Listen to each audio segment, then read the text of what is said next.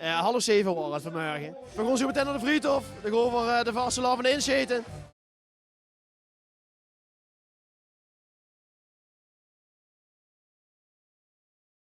We zien eigenlijk niet alleen maar de raad van Roy, maar ook zijn 11e raad. Dus de slechtst mogelijke raad deze kinderen hebben, dat zien we. Als dan nu vanavond om 2 uur denk, moet ik dit nu nog doen? Dan zeg ik weer ja. Dit is een super chique traditie. De kachelpiepers komen zien hoe glustigheid oprollen ieder jaar om naar de Friedhof te gaan. Om daar de vastelavond officieel in te scheten in Maastricht.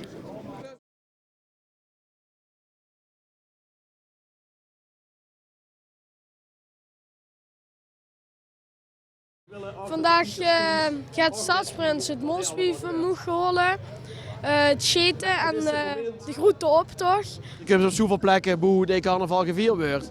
En normaal is dat maar op één plek en op de eigen manier. En nu juist op heel veel plekken dat het geregeld wordt. Dus de chique met te maken. Hoe moeten we naartoe? We gaan snel door, we gaan inscheten.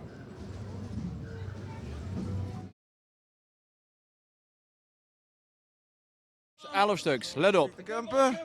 Half af. Met schrikken. Nee, niet. Ben Je bent al goed gewend. ik net gewend, ja.